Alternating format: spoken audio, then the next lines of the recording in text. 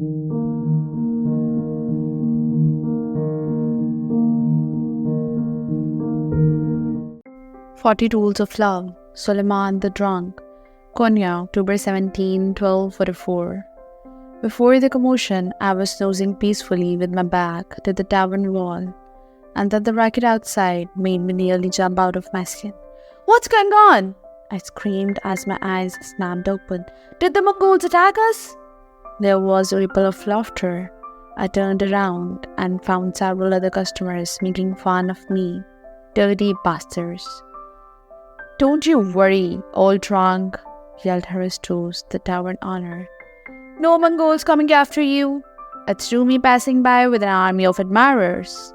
I went to the window and looked out. Sure enough, that there were an excited procession of disciples and admirers repeatedly chanting, "God is great, God is great." In the middle of it all was an erect figure of Rumi, mounted on a white horse, radiating strength and confidence. I opened the window, dug my head out, and watched them, moving at a pace no faster than a snail's. The procession came very near.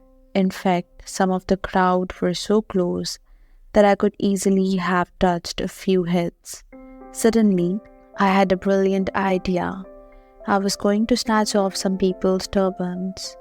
I grabbed the wooden back scratcher that belongs to Haristos, holding the window open with one hand and the scratcher in the other. I leaned forward, managing to reach the turban of a man in the crowd. I was just about to pull the turban off when another man inadvertently looked up and saw me. "Assalamu alaikum," I saluted, smiling from ear to ear. "A Muslim in a tavern? Shame on you," the man roared. "Don't you know wine is a handiwork of shaitan?"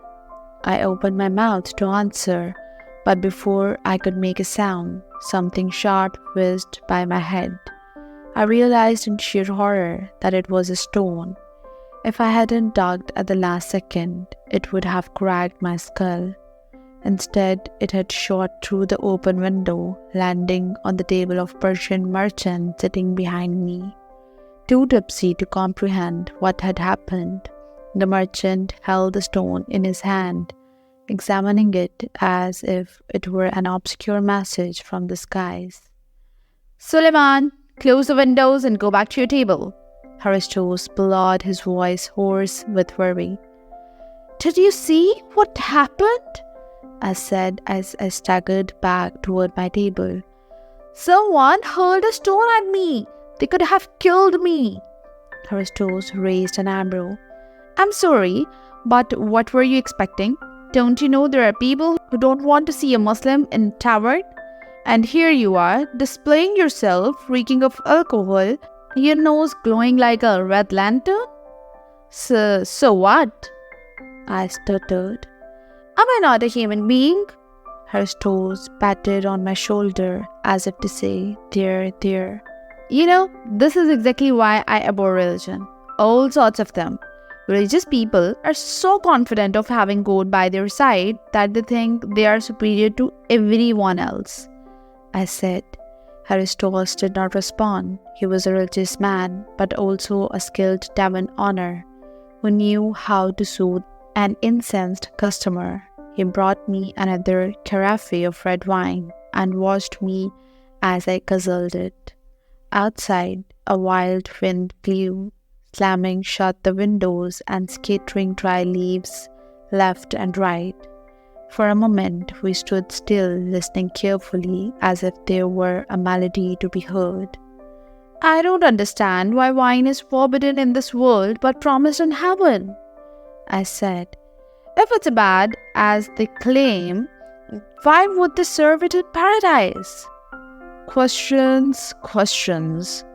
Haristos murmured as he threw his hands up. "You are always full of questions. Do you have to question everything?"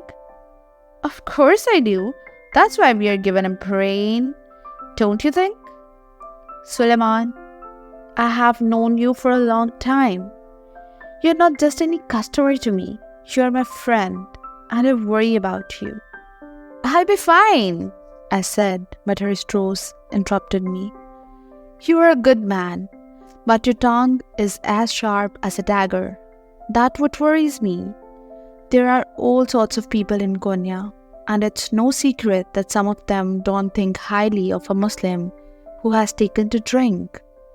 You need to learn to be careful in public, hide your ways, and watch what you say. I grinned. May we top off the speech with a poem from Khayyam? Haristos heaved a sigh, but the Persian merchant who had overheaded me exclaimed cheerfully, Yes, we want a poem from Khayyam. Other customers joined in, giving me a big round of applause. Motivated and slightly provoked, I jumped onto a table and began to recite. Did good set grapes are growing, do you think? And at the same time make it a sin to drink? The Persian merchant yelled. Of course not. That wouldn't make any sense. Give thanks to him who foreordained it thus. Surely he loves to hear the glasses clink. If there was one thing these many years of drinking had taught me, it was that different people drank differently. I knew people who drank gallons every night, and all they did